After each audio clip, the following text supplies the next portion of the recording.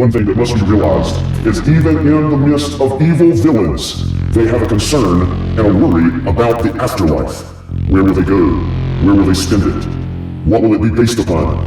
And this fear, this concern, even among villains, this fear is consumed by Scareglow. And this is the figure that we will review today. Super Dave here with another Super Dave review.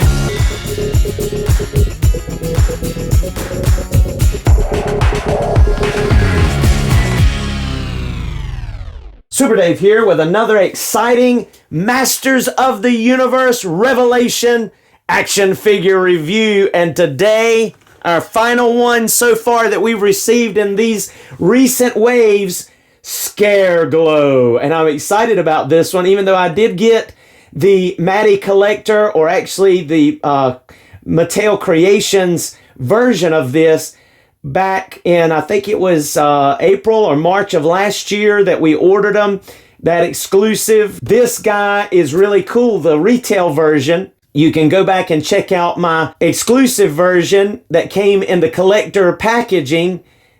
Click that link there to go check that out. But this guy is awesome too. We're going to look at him. Check out that bookend artwork. Wow. Man, they just knocked these out of the park. Just the box art is amazing. And then look at the back. Wow, look at that. It's so intimidating, so neat looking. Scareglow as he consumes your fears. He loves to feed on your fears. Even fellow villains, their fears. But if you want to pause and read that bio, you certainly can now. But let's go ahead and break this guy out of his temporary prison and check out Scareglow. Inside of Snake Mountain. And even among all these villains, there is an intimidation and a fear when it comes to Scareglow. He points at you with those red, beady eyes. Among the bones of his remains that are still living but yet dead, is this Skeletor's afterlife form? Or is he his own entity? A lot of backstories debate that. But let's first look at Scareglow's accessories. Let's first look at Scareglow's hands that he comes with. He comes with two pair. He actually has a balled up fist here for this right hand, and then this open palmed gesturing looking hand, which is really cool, with the bone trim on each finger and down the hand and palms and knuckles. And then he comes, of course, with one gripping or weapon holding hand, and then he has kind of a finger pointing, if you will, type hand. That's what it looks like to me, like he's almost pointing his finger at you. And then he comes with this, not sure exactly what it's called, but this staff, this Reaper type weapon. I forget what people call it, but this is really neat. He does not come with this stand. I apologize. I'm just using that to elevate him, to make him that much more intimidating. But so cool. That's all the accessories that he comes with. That cape is a cloth goods cape, which is really cool. There is no wiring in this version, retail version, like we saw in the collector's version of him. But he is still really, really cool. And we'll look at the differences in comparison time. But so neat, so cool. If you missed out on this guy, now's your chance to get him, even in this form, and he's still awesome. All right, now let's take a look at Scareglow's articulation. Looking at Scareglow's articulation, he is pretty similar to all the rest of them, but we'll take a quick look at him overall. His skeleton has more of a bone type color this time throughout the, and they line up here. You can see the bones lining up all the way into his fingertips, rib cage. even into his upper thigh area there. And even if you move the boot cut out of the way, you see it going down into his legs. So he's fully outlined with bone, as if it's kind of through him. And his hands are translucent. I know the head is, of course. Looking really cool. And again, this is a soft goods cape. Now you can pop off this head and remove the cape if you wanted to, like so.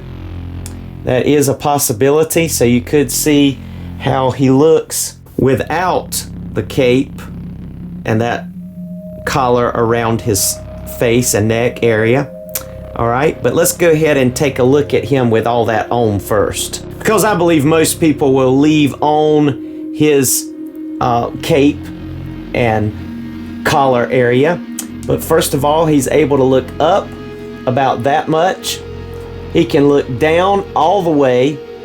He gets very little pivot, almost none. Of course, he can look side to side, and this head is kind of on the small side, but we've been seeing that a lot in this Revelation line. He gets 360 in the arms, bicep swivel, just at the 90 degrees stretched out, hinged and swivel at the wrist, and these gauntlets do not come off.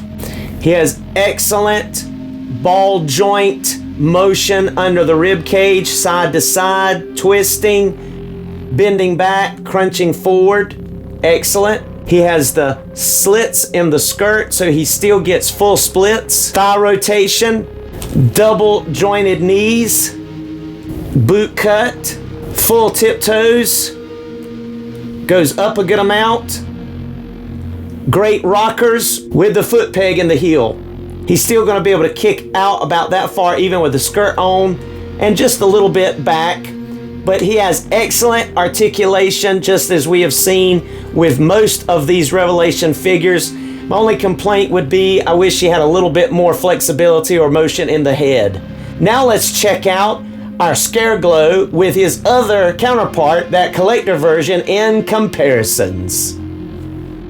Okay, so the first thing that we recognize first off, of course, is that our collector Scareglow had the wired cape, so it allows it to spread out here on both sides over here, whereas this one's cape is just free-flowing, no wire, but it still has the shredded, jagged edges at the bottom, and it's made out of a really nice material, similar to what we've seen in this line already. And of course, the next big thing is how this Scareglow reflects more in a black light than this one. Now I'll show you up close here how much more. See how this one really begins to glow, even his scepter up here, as the black light is close to the ribs, the paint on, and in his glow-in-the-dark head. This one too only has a glow-in-the-dark head, but his body parts are not as reflective. His scepter, Reaper type weapon, nor his skeleton bones are not very reflected in the black light. I can tell though, whether you can on camera, I'm not sure, but I can tell that there is some translucence to the arms and legs, but not the chest. Now that I'm using the black light, I see the translucence coming through in the arms and legs, but not the chest. Same with this one over here. So, but you can see his head does glow very good in the black light, and that'll glow in the dark once it's charged up. Matter of fact, I'll go ahead and turn these lights off so you can see that. Charging up those heads, you can really tell they glow in the black light and in the dark once you charge them up. Nothing else glows in the dark on these guys without the black light, except for their heads. And you can tell that. And again, the collector one does glow a little bit better in the black light, but the retail one still has the glow in the dark head. Really cool. Both of these guys are really neat, still have the black light on, so you're still seeing some of this glow over here. But they have identical arms, boots, skirt, collar.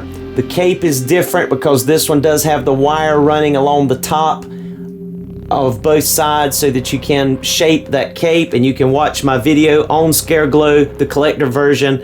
I have a video up about a full review of him, but his articulation is identical. and pretty much everything except for just the paint job on his chest. This is a little bit more cartoon accurate at some places because most of the time he was glowing, but there was a few times that it looked just like bones, and this one would be more cartoon accurate. So really both of these guys together reflect and reveal and are true to what we saw in the Revelation cartoon miniseries, part 1 and part 2. Again, the backstories are a little bit conflicting, but also now let's look at the classics Scareglow. And here is all 3 Scareglows with the classic one in the middle. His entire body, the white bony parts especially, of course, glowed in the black light and glow in the dark. That was one thing that these new Revelation ones do not have. But overall, with the soft goods cape, the articulation, and just the overall design, I even like the skulls better on the Revelation. That's just me personally. And I think that my favorite is the collector one. But now I especially like the, basically almost like the bone colors that are on the retail version one. But I like both of them better than the classics one, in my opinion. But mainly because his body is very brittle. It cracks and breaks. And then you've got that plastic cape that's very rigid and tough and not pliable. It's just dated. And we're looking at pinless technology on these Revelation figures. And they're just updated. The articulation, everything. So yeah, when I see the cartoon and then I get the action figure in hand, I really like the Revelation Scareglow even over the classics. I'm tickled to have this in my collection as a collector, but if you were to ask me which one I enjoy the best, I would say the Revelation Collector Scareglow. Awesome. Thank you so much for joining us today. Please like, subscribe if you haven't, and comment if you're enjoying these videos, and come back and see us again next time on a Super Dave's Review. Here's some photos in the photo gallery. Enjoy. God bless.